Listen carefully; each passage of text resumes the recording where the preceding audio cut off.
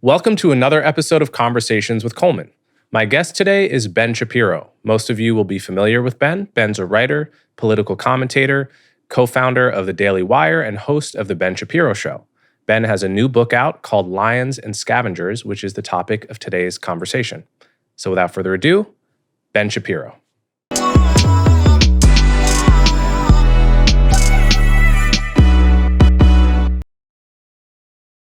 All right, Ben Shapiro, thanks so much for coming on my show. Hey, thanks for having me. I appreciate it. So you've got a new book out. Can you tell us the title of the book and tell us why you wrote it at this time? Sure. It's called Lions and Scavengers.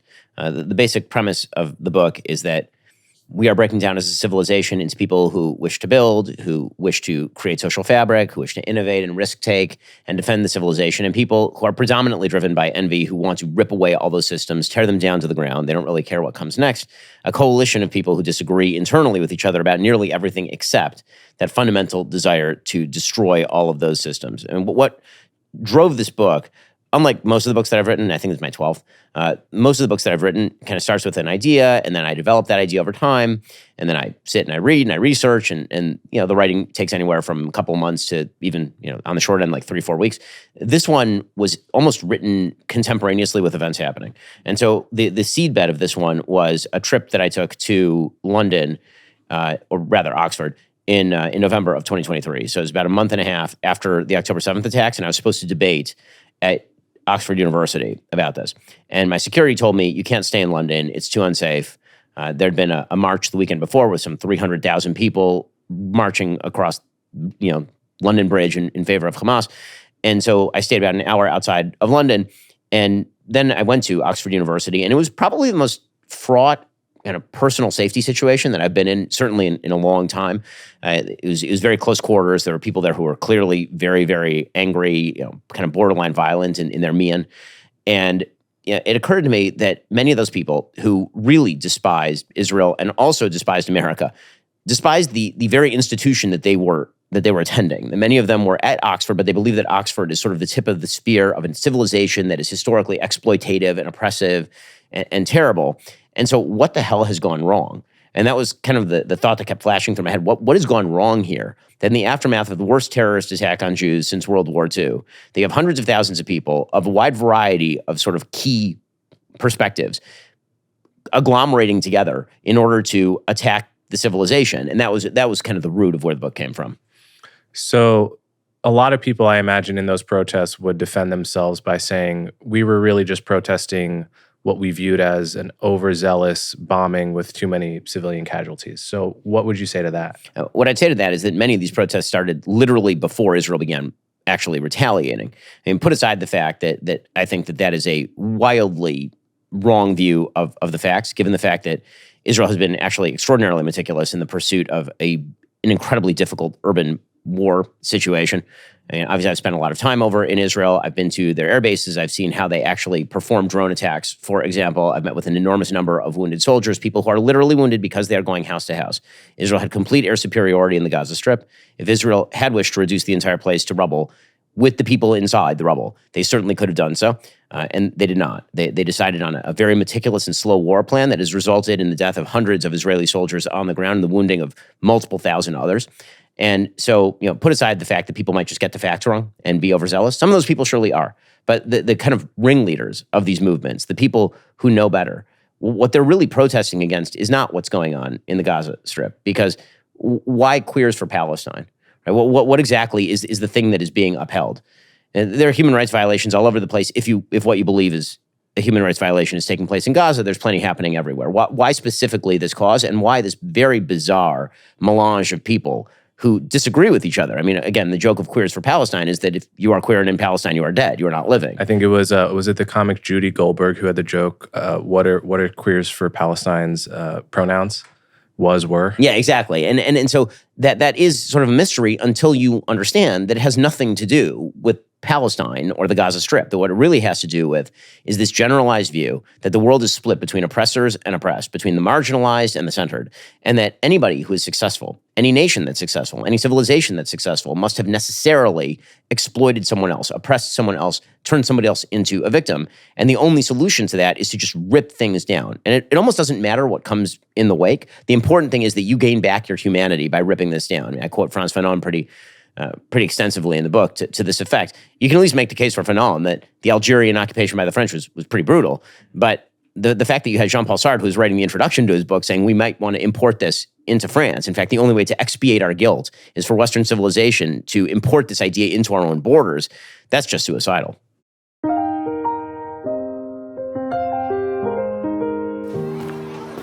When it's not always raining, there'll be days like this. When there's no one complaining, You're good to me. there'll be days like this.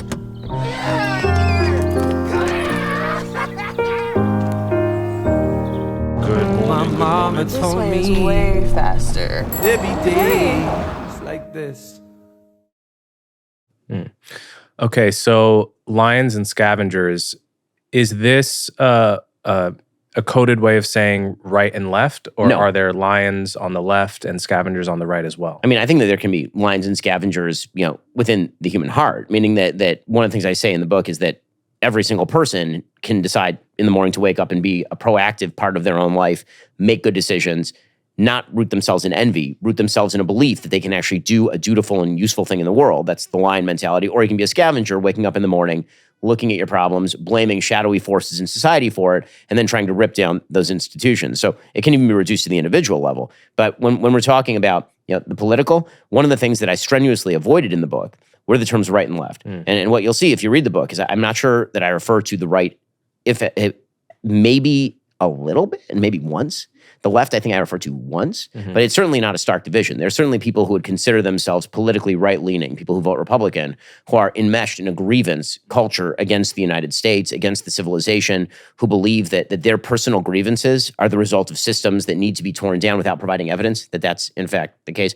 And there are people who disagree with me politically on taxes and gay marriage, who are actually quite proactive, who believe that institutions have to be strengthened, rebuilt, fixed.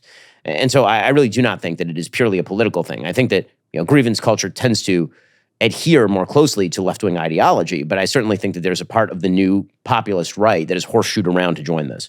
Yeah, so if you think of someone like Elon Musk in the year, say, 2010, clearly he's a lion because he's a builder, but he's not really on the right at that time, right? Correct. So that would be an example. And then people on the what is called the woke right by some now that like to blame everything on, the military-industrial complex or global Jewry, this kind of thing. These are people that have a fundamentally grievance-based relationship to Western society. It's just that the enemies are different than the enemies. That's exactly right. I mean, on the right, it manifests as a lot of conspiracy theorizing. One of the things I talk about, I think it manifests everywhere, is a sort of conspiracy theory. And traditional biblical religion is actually, in many ways, sort of the anti-conspiracy theory. So if you think about paganism in its original form, it was the idea that, as Gloucester says in King Lear, that the gods, strike us down like flies for their sport. That is sort of the pagan ideology, and I would say the post-God ideology is that things happen randomly, bad things happen to good people. You can't control any of that. And then that is then projected into a conspiratorial idea that there must be forces beyond your reckoning who are out to get you. And you can see that on both right and left. The biblical worldview is actually quite harsh. It basically says that if you fail, it's probably your fault. There's a God-centered, ordered universe. If you do the right things, good things will likely happen. If you do the wrong things, bad things will likely happen, right? That's the entire book of Deuteronomy.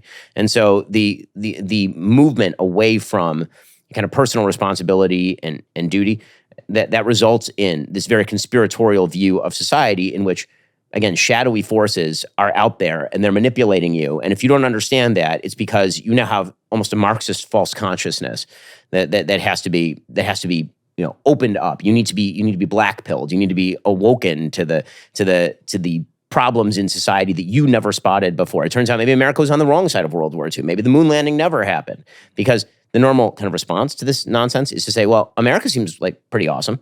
Right? You have all these grievances against America, but I mean, let's face it, America kind of kicks ass. I mean, we defeated the Nazis, we defeated the Soviets without firing a direct shot.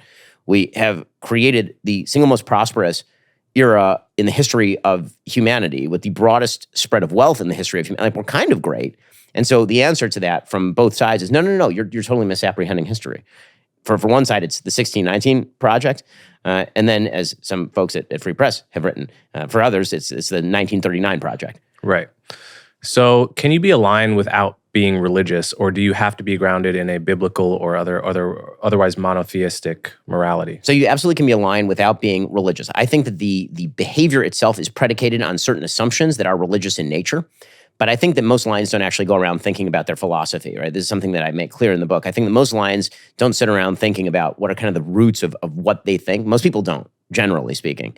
Scavengers, same thing. I don't think that people sit around like, oh, I read Sartre today, so now I'm a scavenger. Or, I was sitting around, I was reading F.A. Hayek, and now I've decided to be a lion. Or I was studying my Bible, and now I'm going to be a lion. I think it's more sort of the premises that I'm talking about that most people act upon are inherently non-provable by science and have to be assumed. And those are generally religious principles. Right? It's almost the argument that I'm making. It's almost a Richard Dawkins-esque, like he likes the kind of soft Christian messaging without the God. I think that's quite possible. You can live that way. I don't think it's scalable. Mm-hmm. I think that at a certain point you end up with what one writer called cut flower syndrome, where if you separate the flower from its roots, it can live in the water for a bit, but eventually it's going to die. It does need the constant feeding from certain religious premises. But for individuals, sure. And I think even for civilizations, for a time, you could probably get away with it. Right. What about without the tradition of the Western canon in general? Like if your heritage is Hindu or Confucian, can a whole civilization orient itself towards the lion mindset, or is it required to be sort of Western in root? I mean, I do think that historically speaking, it has been Western in root. Historically speaking, there's a reason that the West has been successful, and there's a reason why when you graft Western institutions into soil that is particularly conducive, you can end up with a Japan that is highly successful.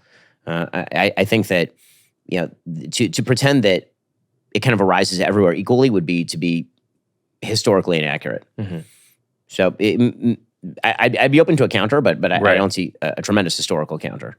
So to go back to what you were saying earlier, this book started out in London, and you're noticing that there are people who either moved to London or their parents, or at most probably their grandparents moved to London or America, have chosen to basically root themselves here and have enjoyed the fruits of the West, but nevertheless claim to hate everything the West stands for. In a normal situation, this would be viewed as a contradiction, right? If we were talking about a non-political issue, like what town in New Jersey you want to live in. I'm from New Jersey, right? Like we lived in Montclair because we liked Montclair. If we hated Montclair, we would have probably moved somewhere else. And with many options, if we chose to live in Montclair, it would be fair for someone to point out, well, you claim you really hate this town, but you've chosen to live here for 20 years and you have the means to move elsewhere, right? So that would be like a common sense, valid objection. But if you make that objection in the political domain, it's considered like akin to a slur, right? If you say, okay, well, if you hate this country so much, people move all the time. Like there are other options in the world. Obviously, you can say this with like spittle coming out of your mouth and hatred, but you can also just make it as an observation, like, if America is so bad, why don't you move elsewhere? Because there's plenty of other options. Yet this comes across to people, or has been really like branded as essentially like an like bigotry, essentially, yes, to suggest this. But something is going on with people that are moving to all of these countries, Western Europe, America, and simultaneously hating on them. What is going on psychologically that solves that cognitive dissonance? Well, I think for those people, or for the civilization that's accepting them? For those people, let's start with those people. I mean, so for many of those people, they'll just say that they are seeking a better economic life. Many of them will just be open about the idea they're coming there for jobs or for opportunity, but they don't believe that there is I think a normal human inability to understand that you didn't hit a triple and that you were born on third base, and so there's sort of a generalized capacity for human beings to believe that the natural state of things is, I'm in Denmark or America or England, a job is available and I get it. And so it's like, I just came here for the job. And it's like, well, I'm not going to think about the system that provided me the job. That same system is oppressing my brothers, back home. And so that system is bad and I have to tear it down. And so the job is sort of the natural state of things. You see this, in the West with a lot of kind of homegrown young people who are like, well, I deserve an apartment at X number of dollars per year in rent. And I deserve a job. The job pre-exists. We can change all the systems and the job is the natural state of things. And so I think that is sort of a natural human failing. And so I would assume that they're not really thinking about it. I don't think they're thinking, oh my gosh, when I attack the free markets, I'm really attacking my own job. I came here for the job. I shouldn't be attacking free markets. I think that what they're thinking is, for some reason, this place has jobs. I don't know why it has jobs, but it has jobs. I came here to get a job for my family. I can send money home to my family. And simultaneously, that same system is oppressing me and my relatives back home. So maybe I can use my new perch here to attack the system that's oppressing. And so I don't think most people have to solve cognitive dissonance because I don't think most people think that deeply about things. Right. It's also possible one of the implicit arguments that people believe, I think this is true, is that most poor countries around the world are poor because of Western colonialism. And so if you believe the default state of the world is like good economies with jobs, then you explain why countries in Latin America and Africa and South Asia have such terrible economies because they happen to experience this harm of Western colonialism. Otherwise, they would be somewhere at the default, right? And if that's your background assumption, you're owed a job by the West. Then you're owed a job. And you should tear down the situation. Yeah, right. Absolutely. Right. That's certainly true. How would you address that? Like, how would you actually persuade someone that's just assumed that their whole lives, that that's not actually how the world has worked? I mean, if they're open to the argument, yeah, and they're open to history and they're open to fact. Yeah. I mean, the fact is that the default state of humanity was extraordinary poverty for the vast majority of human history. And then starting in about 1800, there was a massive increase in innovation, human wealth. It began in the West. It was spread elsewhere by the West.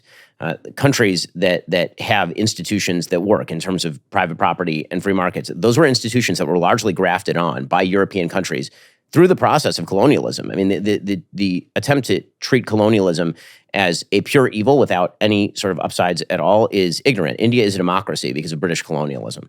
That's just a reality. And you can make the argument that British colonialism was wrong. You can try to make a moral argument that the Brits never should have been there. But to pretend that colonialism didn't have some beneficial effects for the people who are now living in those countries, right? Especially who are now living.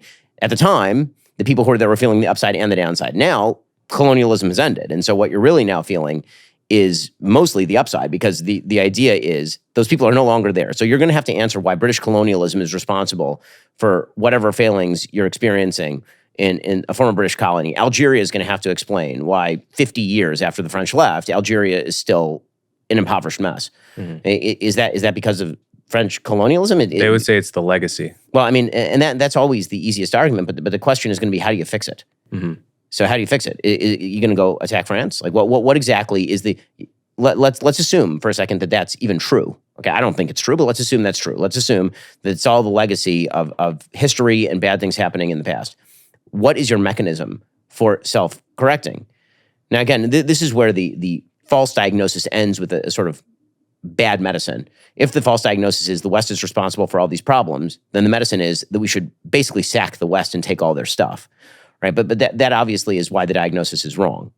Yeah, or the diagnosis among many post-colonial nations has been the West is evil, therefore we're going to do anything that's the opposite of the West, whether that's communism or Islamic theocracy. But in practice, there are case studies, look at Meiji Restoration era Japan, right? You have Japan, which was a third world country. Everyone was a peasant, as late as the 1850s. And then there was a coup, and the people in charge made a decision to just replicate everything that Germany and Britain were doing. And by 1890, they're a powerhouse in Asia. And this is what enables them to conquer half of Asia a few decades later. It's just by copying Western institutions, essentially. You see that particularly in the economic sphere in Southeast Asia, where you have countries that were dictatorships and backwaters, and they copied American-style capitalism as much as they could. This is particularly true in places like Singapore. And suddenly, they're just generating... I mean, Singapore has no natural resources, like none. And suddenly, they're generating extraordinary GDP per capita.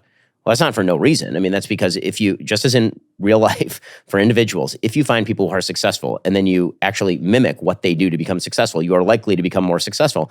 That's also true for countries and civilizations. Right. But it requires something that's difficult for a lot of people, which is admitting that foreigners have a better system in any way than they do. It just goes against the natural human urge of in-group chauvinism, basically. But it's kind of it's a bit of a puzzle and a trap for the post-colonial nations of the world to find a way, essentially, to frame Western institutions, rebrand them so that they're palatable to a home audience. But what, in essence, you're doing is copying. That's really the only way. This is why you'll see people kind of retcon history. Democracy was always part of our history, going back 5,000 years. Well, was it though? Like how much was it? Or we used to have trade. We had commerce, right? This place was just glorious beforehand. Was it really? Was it really that great? Because the answer is pretty much every place on Earth sucked circa about 1780. It was pretty terrible, pretty much everywhere. Yeah, and I think people assume that just like everywhere was conquered or made a colony by the West. It's actually not true. So there are, if you actually want to be rational about looking at history, you could look at a place like Ethiopia, never colonized by a Western country. I mean, briefly occupied by the Italians during World War II, but throughout its whole thousands of years of history, it was never made a colony either by Arabs or by Europeans, and yet it suffers the same kind of third world poverty and dysfunction that we see in the neighboring countries. And then, if you look at the Caribbean, the longest standing colony in the world is Puerto Rico, technically a commonwealth, which is really a rebrand of colony. But Puerto Rico, and I'm half Puerto Rican. I know this is controversial to say from an emotional point of view, but factually, it's not controversial to say that Puerto Rico, by any measure of human well-being, did better than all of the similar countries that were given independence. Cuba's a mess. Dominican Republic was a mess, and so forth.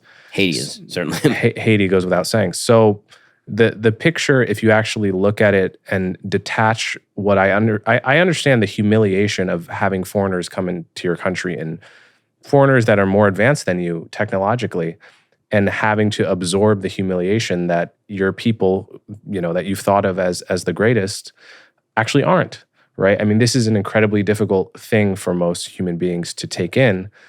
But if you're actually being rational about the historical evidence, I mean, like the truth is that you really can't blame colonialism anymore for the dysfunction of many countries around the world.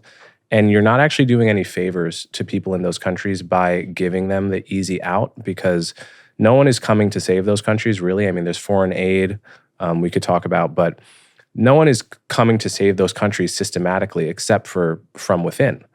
And the only way to do that is, again, to find some way to rebrand the Western institutions of free markets, honest government, property rights, all these things that have brought the West into abundance, and somehow rebrand them in a way that's palatable for a home population.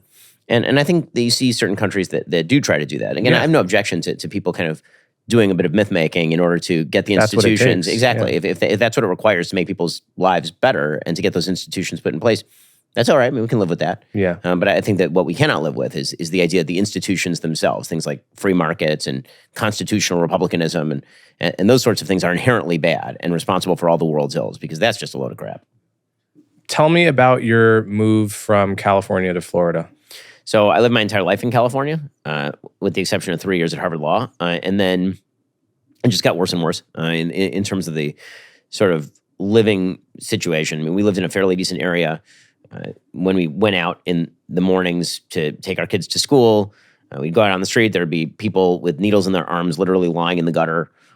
You couldn't take your kids on the walk in the neighborhood without being concerned that somebody who, was schizophrenic or a drug addict might confront you. There are high rates of break-ins in our neighborhood. And then I've been saying to my wife for a while, like, this is not livable. We are paying a lot of money to live in a state that really does not care about us very much.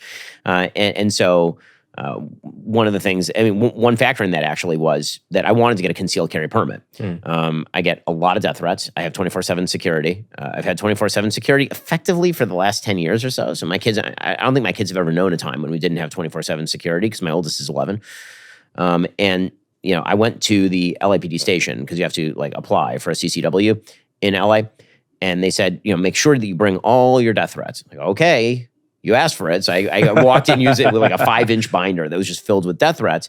And they said, well, but nobody's acted on any of these. And I was like, well, I thought that's the purpose of threat means? Right. Like I thought that was the purpose of me having it. Like, so if they do, then I can do something. So after they kill me, I can get the gun. Yeah, exactly. And they said, well, but I said, well, people have before. Like there was the FBI literally arrested a guy who was, I think, up in Oregon, who was threatening me. He ended up sending a threat, thank God, to Donald Trump Jr. I say thank God because that's when the Secret Service got involved and the guy got arrested. He went to jail for like 3 years. But when they arrested him, in his house, he had, aside from pictures of Hitler and copies of Mein Kampf, he had like body armor, he had a rifle, he had a map that was like down to California. He was like pretty ready to go.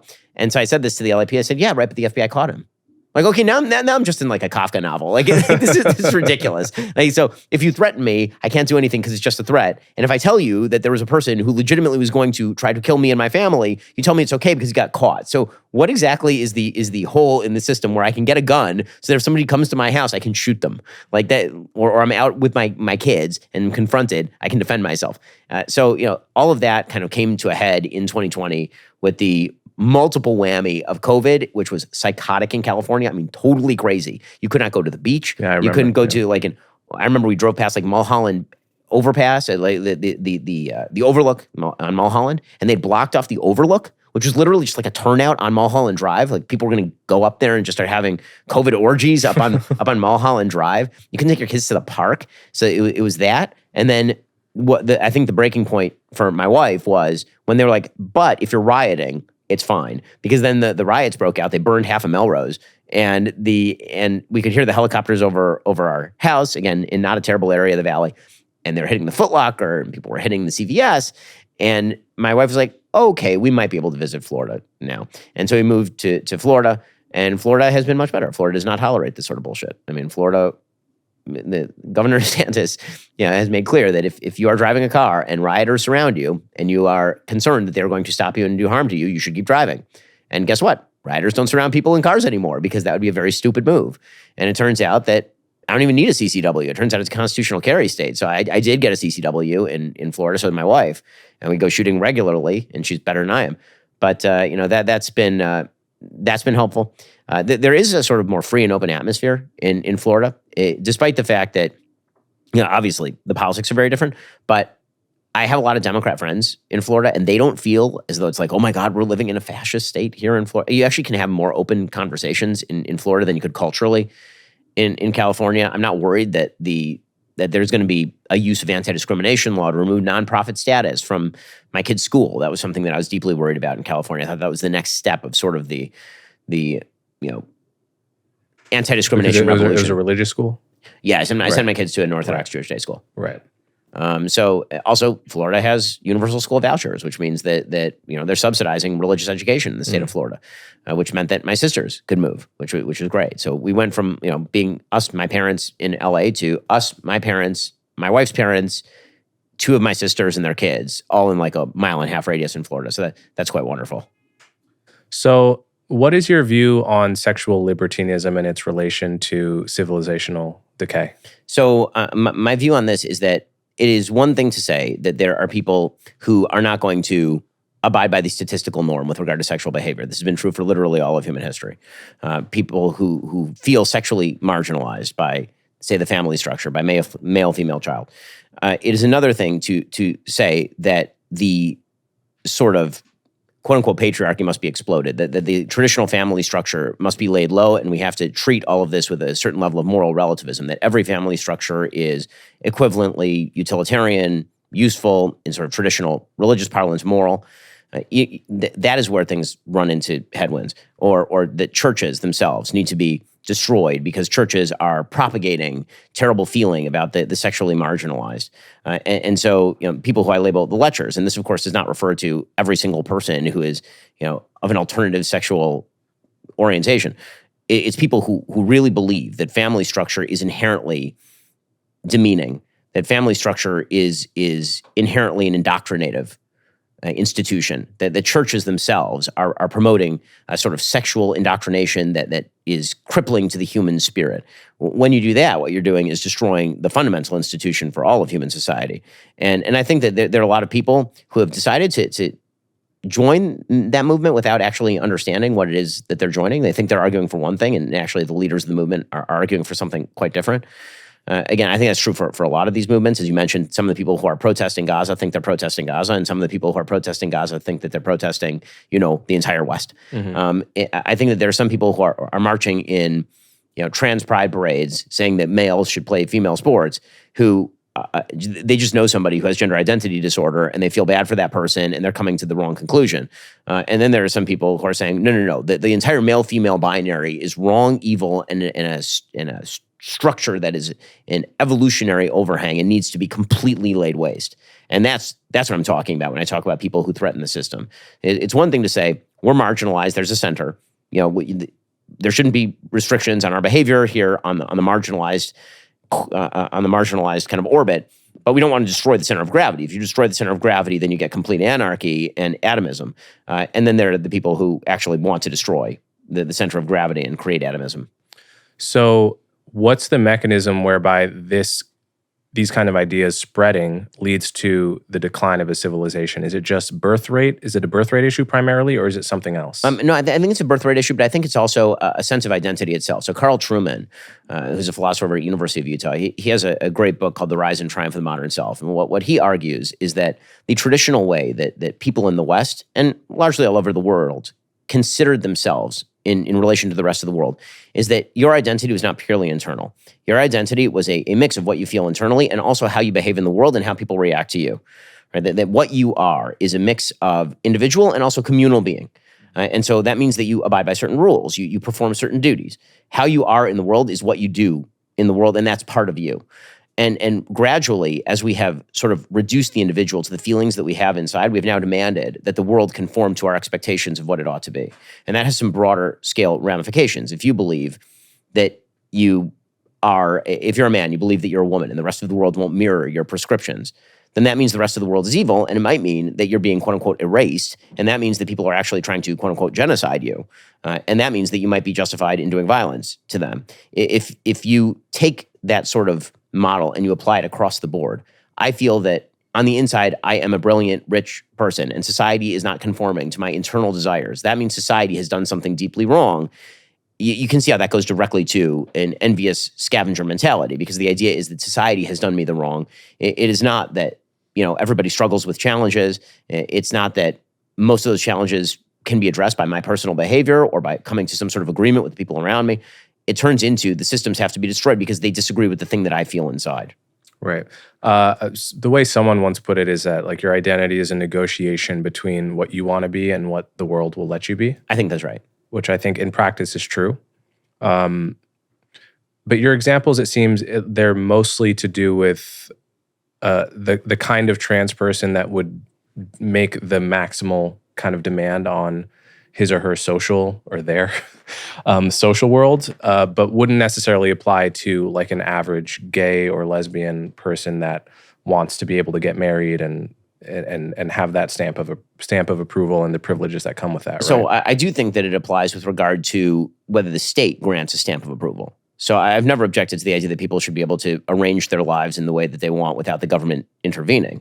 The question of whether the society itself grants a kind of special imprimatur for male or female child, that is the core.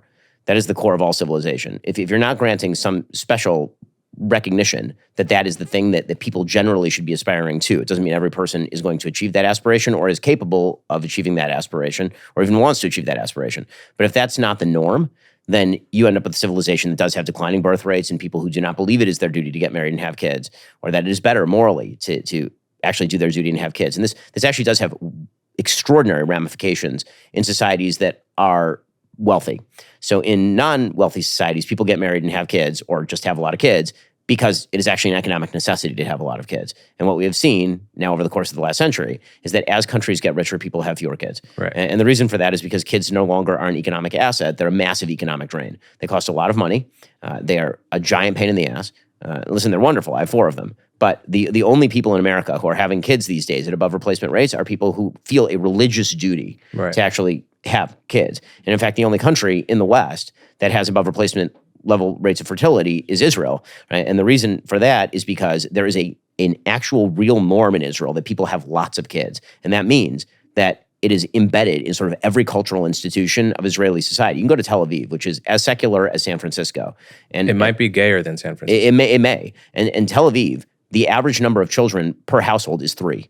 Right? They're well above replacement rates in Tel Aviv. Why? Well, because the norm is that people get married and have kids.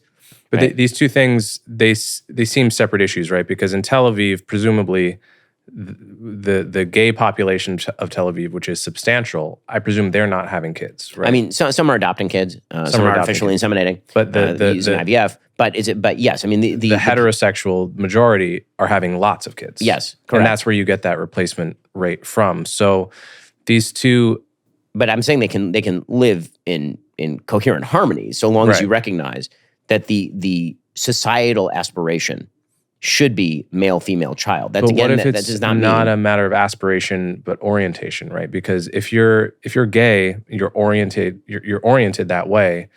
What does it matter whether you aspire to not to have kids with a woman? Like, you're not going to enjoy that. You're not. Here we get into to sort of the complicated reality of sexual behavior. Okay, the complicated reality of sexual behavior is that it's not all black and white. There's a lot of gray, and what I mean by that is that the amount of change in sexual orientation for this generation is wild. Right, by polling amount data of change measured by what people say. Yes, self-reporting. Yes, self-reporting measured by what people do.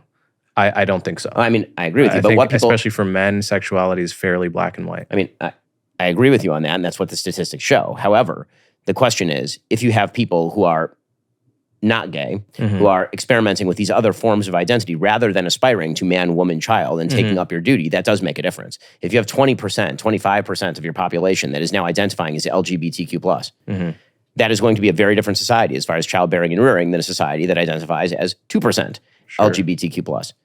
And so that again goes back to that core sense of identity. Yeah. In a way, I translate what you're talking about in my language as just the social status of being married declining. Yes. Essentially. The social status of aspiring to marriage and kids, which is, like, for me, it's a very important thing. But the status of that has declined. It's become an optional capstone at the end of what life is really about, which is like your single career. Whereas it used to be the starting block from which you build your life, right? You get married young, and you and your wife basically figure it out together. Yes. Right?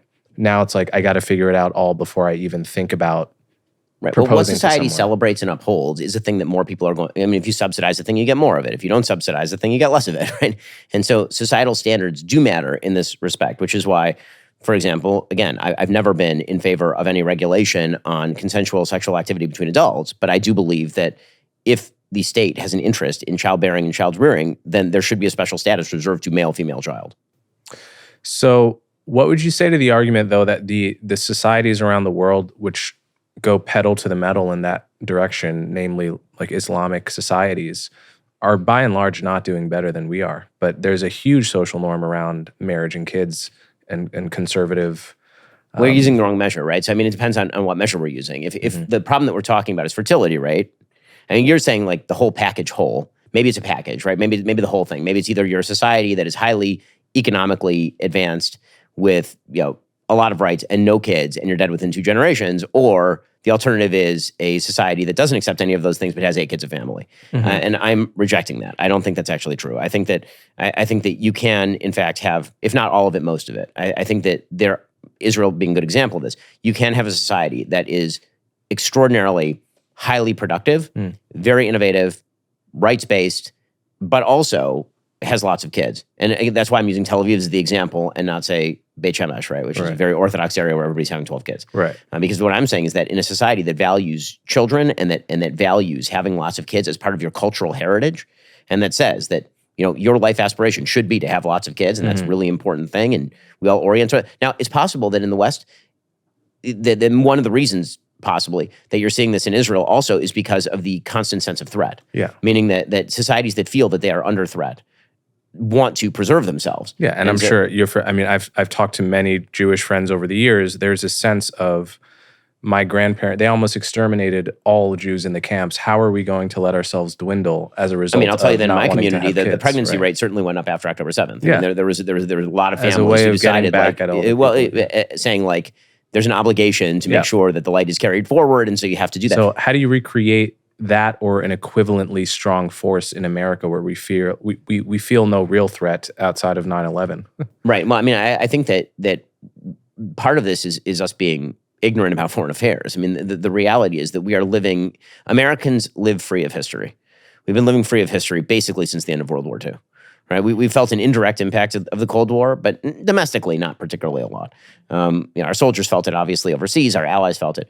But I think that you are going to see a revivification of birthrights in place that really are under threat, because they're going to realize that if they don't have babies, then it's going to be a massive problem. And maybe that's one of the things that I can awaken people to, hopefully, with the book, which is that the threat isn't always just a gigantic, threat like the USSR that's on your borders or that's threatening you. That actually, if you don't do it right, the threat is internal. That actually drops in fertility rate combined with an inability to pass on your values to your kids means that this all goes away. But that's definitely a harder argument than being able to look across a hill and see people who are coming to kill you and your family. There have been some cases, I might be getting the facts wrong here, but I think it was Mongolia where the leader instituted this policy of giving any woman that had more than 4 children or something got to visit the palace and got an order of esteem and this kind of thing, just to try to raise this social status of having lots of children. I don't know how much it worked, and it's certainly not really something they're trying to do in something like America. that in Hungary, right? They're saying if you have more than 4 kids, then you're tax free, which by the way sounds amazing. My wife and I will have kid number 5 immediately if we can do that. But but the truth is that, again, I don't think that people in the West are having or not having kids mainly for economic reasons. I think one of the things that's being purveyed that I think is false is the idea that, if we just had broader welfare systems, people would have more kids. That there is zero evidence to adduce to that effect. One of the things I thought that was interesting along these lines, I saw that Singapore actually has a policy where they subsidize grandparents to live near grandkids, which I think is actually quite an interesting idea.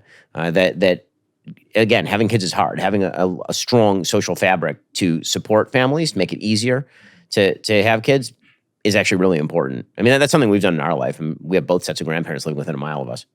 Yeah, they're nature's babysitters, right? Oh, yeah. And the fact that we know so few people live by their grandparents. I think was it Ross Douthat, or was it maybe it was could have been Tim Carney, maybe. Yeah, that did a whole article in the Atlantic, which is about the numbers of how few people live around their grandparents anymore. But you go to places like Japan, it's very normal for houses to be constructed with the grandparents' house outside. Now, obviously, those countries have massive and worse birth rate issues too, which is something I wanted to ask you is what advice would you have for those countries, the countries that are just experiencing a birth rate crater, but are more hostile to immigration than America is? So can't really plausibly solve their issues by immigration either. Are they just screwed?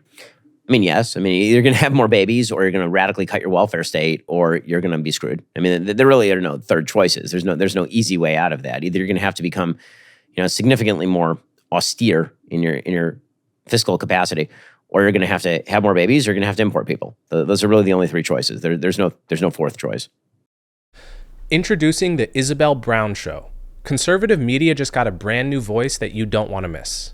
Millions already follow Isabel online for her bold Gen Z perspectives on culture, politics, science, faith, and more. And now she's bringing that energy to her brand new show at the Daily Wire. Every weekday, Isabel takes on the tough fights, the loud debates, and the conversations that actually move culture forward. So don't miss it. Watch the Isabel Brown Show every weekday on Daily Wire Plus, or listen wherever you get your podcasts. So let's talk about Trump a little bit. You've described yourself in the past as sometimes Trump as opposed to never Trump. Is there anything Trump has done in the past few months that has crossed a line for you? And is there anything that he might do or could do in the next 3 years where you would say, I can't support him anymore?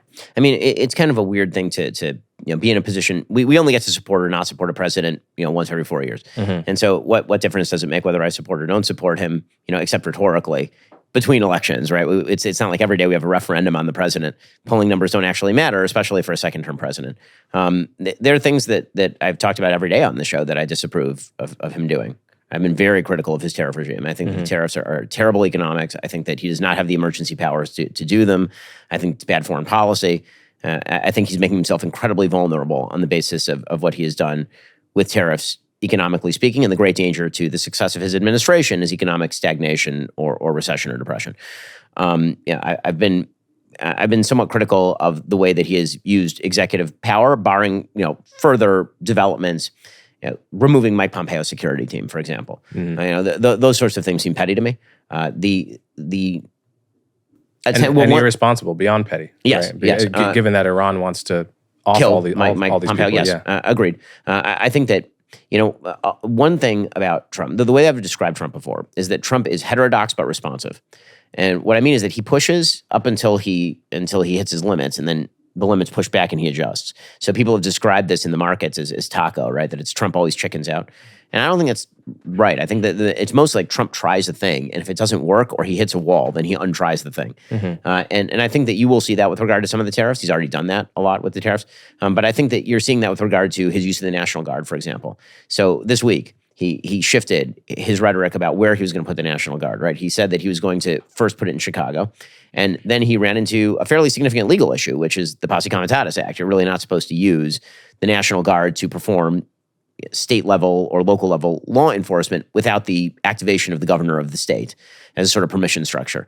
Otherwise, it's the federal government enforcing local law. You don't want that. So he, instead of going to a blue state where the governor is saying no, he's now talking about going to New Orleans and Shreveport, where the governor is going to say yes, which I think is actually quite smart because it wrongfoots all of his political opponents, right? There's a much more solid legal basis if the governor calls out the National Guard in coordination with Trump to actually go and stand on street corners to prevent crime through a sort of broken windows theory.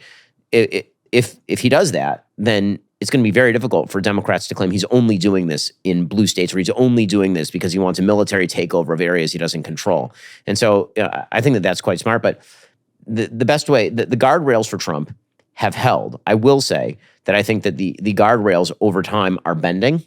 I don't think that's because of Trump purely. I think they bent under Obama. I think they bent more under Trump. I think they bent way more under Biden. And I think they're continuing to bend under Trump again. And by that, I mean the extraordinary expansion of executive power at the expense of the legislative branch.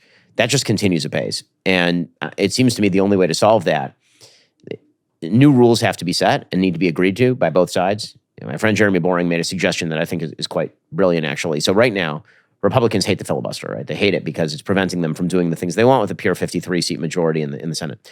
When Democrats are in charge, they hate the filibuster, and they threaten to nuke it. Yeah.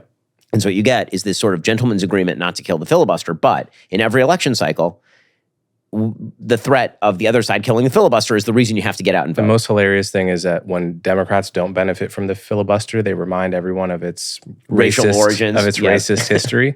And then when they benefit from it, they use it as much as possible. 100%. And so what Jeremy suggested, and I think this is right, is that the Senate Majority Leader should go to the Democrats. He should say, we need a constitutional amendment to enshrine the filibuster permanently in the Constitution of the United States, and you have 12 months to do this. And if you do not do this in 12 months, I'm nuking it. Because, incentives. And if we are going to actually abide by these rules, one thing has become clear. The gentleman's agreement that sort of existed for much of our lives in the United States, that we're not going to use Chekhov's gun, even though it's hanging right there over the mantelpiece, that's going away very, very quickly. And now it's just a matter of time until somebody pulls down the gun. And then the other side says, well, if you're using the gun, I'm certainly going to use the gun. And all it took was Barack Obama saying pen and phone for everybody to just start scribbling executive orders. It took, people talking about national emergencies for racism for Donald Trump to be like, hey, national emergency for trade deficits. And so, that is absolutely concerning. And I don't think that the Supreme Court, I think we're also one Chekhov's gun away from somebody saying of either party to the Supreme Court, do something about it. Like, okay, you said it, now do something about it. Trump has abided by the Supreme Court's opinions thus far. And again, I think that actually, for all the talk about Trump is a rule breaker and a rule violator, it's actually harder to name things that he's explicitly violated that a court has told him that he is not allowed to do after they told him he's not allowed to do it, than cases in which Joe Biden did that, right? Joe Biden was told you can't relieve student loan debt. And Joe Biden was like, well, I'm just going to find 7 new ways to relieve student loan debt. But somebody eventually is going to breach that. And that's kind of the last barrier. And then things get kind of hellish. If you think about the difference between Trump's first term and Trump's second, it seems to me that basically the worry and the critique was more or less true. Namely, that in Trump's first term, he had all these people around him. Obviously, the media, which was biased against him, called all of them terrible Trump cronies, and people like H.R. McMaster, Jared Kushner, John Bolton, on were... On the legal side, it was really like Jeff Sessions, Bill Barr, right? Bill People who are Barr. telling him no. They were all abused in the media. But in fact, they were all pretty responsible people. And I think they told Trump quite frequently, no, you can't do that, or here's a reason you shouldn't. I think that that's just a fact. And it was a media misportrayal. But I do think the people he surrounded himself with this time are one or two notches at minimum more conciliatory towards him, and more like yes men and yes women. Do you agree with that? And do you think that that's had consequences for the output of policy between Trump 1 and Trump 2? Yes. I mean, I definitely agree with that. I think that's true. I think that President Trump saw those people, in the interim period as obstacles. And so he decided that he just wasn't going to have that anymore. And so he was going to put people in place who are mostly going to figure out what is the best way to effectuate what I want, as opposed to coming back and saying, maybe what you want is not good for you or good for the country or good legally. And so, yeah, I mean, I think that it's clear that that's happening. And that's why everything has been ending up in the courts lately. But no one thus far, neither he nor his advisors, has just said to the court, okay, you've told me that I can't do a thing. I'm just going to continue to do it. Mm-hmm. What would you count as Trump's biggest policy win thus far? Well, I think the wiping out of DEI at the federal level has been an extraordinary policy win. I think that the shutting of the southern border obviously was a quick and easy policy win for him. And we went from a national crisis to basically zero at the southern border overnight, thus destroying the entire narrative that you need a new piece of legislation in order to shut the southern border. I think it was a triumph for him to strike the Iranian nuclear facilities. I think that was a ringing endorsement of a peace through strength foreign policy that many of the people who believed that they were speaking for Trump thought that he wouldn't do, and the sort of isolationist side of the Trump wing. So I think those would be kind of my top 3 achievements by President Trump. Have we reached peak wokeness? For the moment, yes, but I think the next form of wokeness is going to come in a different form. I think we reached peak. We certainly reached peak, we'll call it Black Lives Matter wokeness. I think that's over. And I think it's going to be very hard to put that back in that genie back in the bottle. I think that when it comes to the trans issue, I think that we've reached peak that. I think that the next form of wokeness that's going to be virulent is what might be termed economic wokeness. The sort of grievance culture that says that I'm poor, I have affordability problems, Zoran Mamdani is the solution, kill the billionaires, people who are getting shot on the streets, if they're a healthcare executive, they deserve it. Mm-hmm. And that's going to cross a lot of party lines because there is a real horseshoe thing going on between the populist right and the populist left on this particular matter. And you are seeing a sort of weird racialist wokeness that's happening in response on the right, a sort of grievance culture that's been happening on the right, where a grain of truth is magnified into an entire silo of falsehood. I think the grain of truth being that there have been laws on the books that have discriminated in effect against white people or against Christians. I think that there's a lot of truth to that. That's not a grain of truth. That's actually true. I mean, if you have a zero-sum game with regard to college admissions, for example, and it's benefiting certain races over others, then white people suffer from that. Mm-hmm. Or if the Obama administration is going after the little sisters of the poor, that's religious discrimination, and that's a problem. But the jump from that to sort of the entire system, all systems are oriented in this way and are irredeemable and must be fundamentally torn down to the ground. That's again, I think an aspect that is a problem. Okay. I want to talk to you a little bit about an area where I anticipate we might disagree, although I've never heard you speak about it or read what you have to say about it. What is your view on the Second Amendment and its importance? So I'm a big Second Amendment supporter. Okay. So if I were to give my perspective on this, here's what I would say. I would say, if you look at the origins of the First and the Second Amendment, and there's a great book on this called what's it called? The right to keep and bear arms. To keep and bear was Secular Demar. Yeah, mm-hmm. Origins of an Anglo-American right. And he looks back at 1600s England and he says, basically what you had in the English Civil Wars is the factions, Protestant and Catholic. When each one came to power, they did two things immediately. Started putting the other people in jail for political speech and started taking their guns. And then the whole thing would reverse, and it was incredibly bloody. It was a total mess. The founding fathers see this, and they say, okay, well, if we're making a new England, we're not going to repeat all those mistakes. Rule number one, can't put people in jail for what they say. Rule number two, you can't take people's guns, right? Now, if I look around the world today, it's just so obvious that the First Amendment is highly relevant. Like, you can just open the newspaper any day in the UK, and they're literally putting grandma they're taking her to the police station for a rude Facebook post. And it's so obvious that those societies are suffering for a lack of a First Amendment. It's really not obvious to me that they're suffering for a lack of a Second Amendment, because the way state capacity has changed over the past several hundred years, governments don't actually fear their citizens like getting a bunch of guns and overthrowing them in the West anymore. And so it seems like the real consequence of the Second Amendment is just those very tragic incidents where a mentally ill person walks into a Walmart, buys a gun, and like shoots something up. That to me is like a more obvious consequence of the Second Amendment than anything I can point to going wrong in our peer countries. And so from my point of view, it's become obsolete and it should be a state's issue. Okay, so as far as if it were a state's issue, I mean, it effectively is kind of a state's issue, meaning that the Second Amendment was written to prevent Congress from legislating on this matter. And so the federal government has, through the incorporation clause, essentially taken the ability of states to regulate on all these matters. The First Amendment was originally a federal matter too, and you actually had some fairly significant speech and religious restrictions in all of the states at the very beginning. And then it was all federalized via the 14th Amendment, which, again, I think is legally dubious. But if you're going to talk about like the importance from there's kind of the practical perspective and the de novo perspective. So on a practical perspective, there's some 300 million guns in the United States. They're not going away. People are not surrendering them. I don't disagree with that. And so all the talk about, we can regulate them out of existence. They couldn't even regulate them out of existence in Australia, right? They had a full gun buyback program, and I think 1/3 of the guns ended up being turned in or bought back. And so that is what it is. So the question is now, what do you do? Okay, so those guns are in circulation, and I'll get to sort of the philosophical perspective in a second, but the pragmatic perspective is you have all these guns in circulation. Can people defend themselves? Because bad guys are going to get guns with all those guns in circulation. Can people defend themselves from bad guys?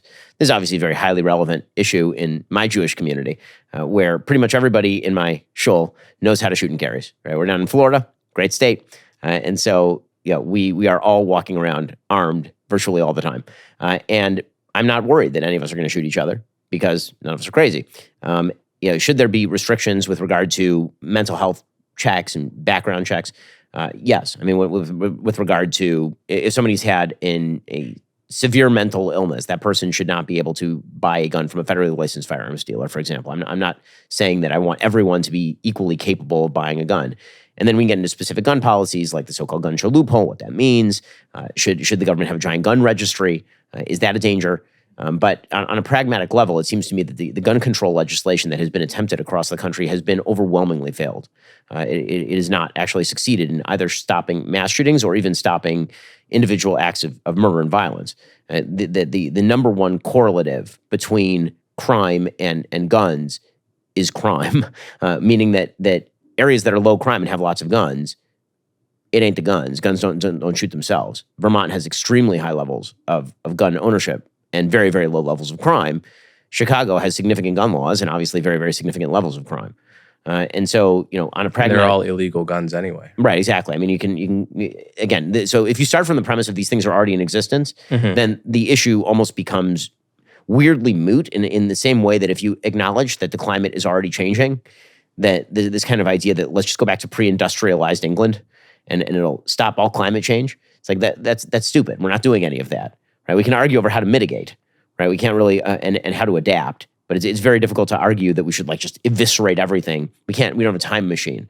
Okay, so that's sort of the pragmatic side of this. And so many of the gun laws that come up, it seems to me, are poorly thought out, do not achieve what they seek to achieve, and have downstream effects that are negative. Then there is the sort of de novo argument, right? So like we are coming up with the Constitution today in the United States. Should there be a Second Amendment? Which is kind of a fun philosophical exercise with no actual real relevance, because it ain't, as we just discussed, it ain't happening.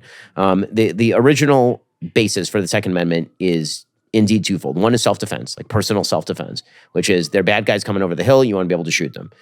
I think that, exists for pretty much everybody. And you can see that countries that have very strict gun control, this actually becomes quite a problem. So in the aftermath of October 7th, just to pick an example that I know pretty well, there's been significant loosening of gun control restrictions in Israel in order to make sure that citizens actually are armed, because there are people who live nearby who want to kill them. And so self-defense actually becomes a major priority right there. And then there is the sort of original argument that Akil Reed-Amar is making, and I think that Jefferson made, which is that you're trying to deter government tyranny, and the first move of any tyrannical government is to seize your guns. And again, I've made the argument that I don't think that argument is irrelevant at all, actually.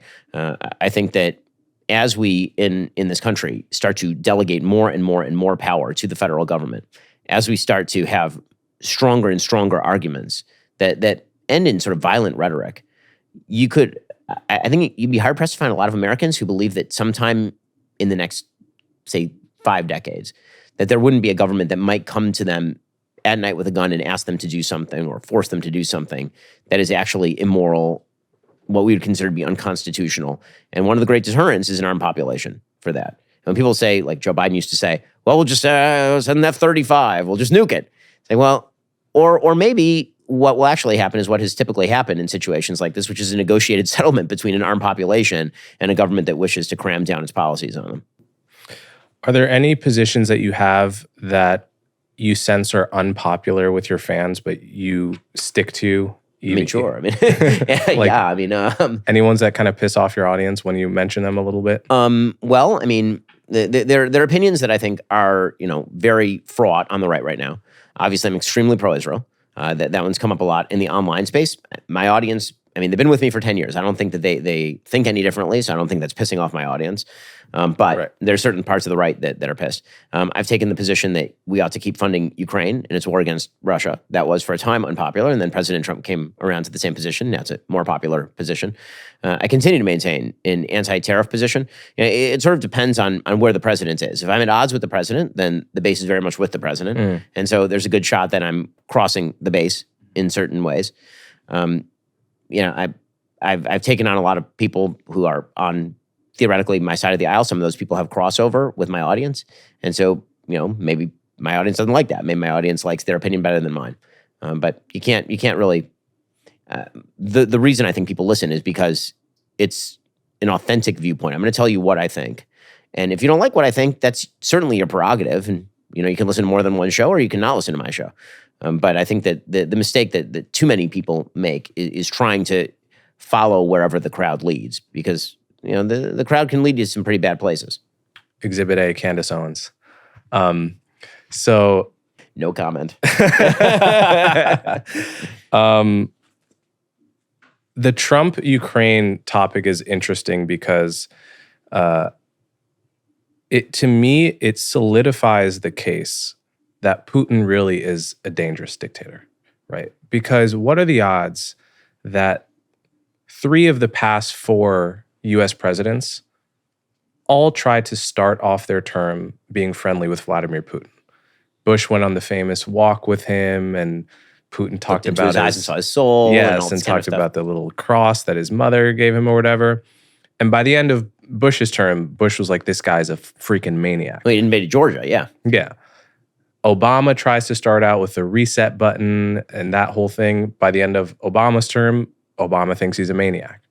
Trump, we don't have to go into the history of Trump and Russia and everything that went along with that, but there was a widespread perception, certain things just totally based on nothing and other things based on things Trump said. Well, he certainly wanted a friendlier relationship with Putin. Clearly he wanted a friendlier relationship with Putin, and now he's like, this guy's a maniac. And so what are the odds that it's, what's the common denominator here? The common denominator here is Putin can't be trusted and he's a dangerous dictator, right? Like, what are the odds that just three different presidents Who of two disagree on different nearly parties. everything. Yeah. Yes. Right. So I think that in a way, the whole, and no one thinks that Trump has an irrational bias against Putin. People only think it's the opposite. So if he's soured on Putin, clearly Putin's the problem. So I think in a way, the whole saga has solidified something for rational historians to cement as a fact, if it wasn't already obvious. Okay, final question. What do you think critics of you and perhaps your book most misunderstand about what you're about? What critique of you strikes you as like the most common misconception of who Ben Shapiro is? So I think there are a few. I mean, the biggest one is that I'm a robot, right? Which is, if you ask my kids, I'm only half robot. I'm more like a cyborg than a robot. But it's, this sort of idea that it's all mechanistic, that there's no feeling, that it's all no empathy. That when your kids ask if you love them, you say, "Well, I've got oxytocin firing." Right, Yeah, exactly. yeah. That I actually have like job checklists at the end of the day, and if they haven't hit their marks, then they're expendable. Right. That sort of thing. I think that one's up there. I think that there's a tendency on the part of people who are on the left who kind of have never listened to the show to lump everybody on the right together. Mm-hmm. So I remember that there's a movie called Zero Day, I believe, the one with Robert De Niro on Netflix, and there's a commentator who's played by, who's the guy from Downton Abbey? Dan Stevens from Downton Abbey, and that character, Dan Stevens described that character as Tucker Carlson or Ben Shapiro, and it's like, well, I mean, that's like Very different. Yeah, I mean, first of all, I think it's pretty clear that he was modeling him on Tucker. I mean, he was like wearing a flannel shirt and he's up against like a wooden wall and all this kind of stuff. Did he claim to be mauled by demons while sleeping in bed with his dogs, and claim that UFOs are supernatural entities that have been here for 50,000 years under the? Yeah, I mean, but the sort of conflation of all right-wing Right. hosts are the same. Right. Is deeply irritating to me because there are pretty significant differences. Mm-hmm. So that one irritates me because that's just rooted in a sort of baseline ignorance. And I will say similarly, the kind of Ben Shapiro destroys, like and they read the sort of, the headlines that will be put out on YouTube, or that we will, the algorithm works in a certain way. We'll put those headlines out on YouTube, but they don't watch the video. And it's like, well, he must be just being, nasty and cruel to people. I'm not aware of a single video, actually, in which I'm nasty or cruel to anybody. If you watch the quote-unquote destroys videos, they're actually quite conciliatory. They're usually generally decent discussions. Mm-hmm. I really try not to be insulting to anybody when I'm talking to them. So that one kind of bothers me. But overall, people are going to think what they're going to think, and I'll deal with it. It's all right. All right, Ben Shapiro. The book is Lions and Scavengers, available everywhere. Thank you so much for coming on my show. Thanks for having me.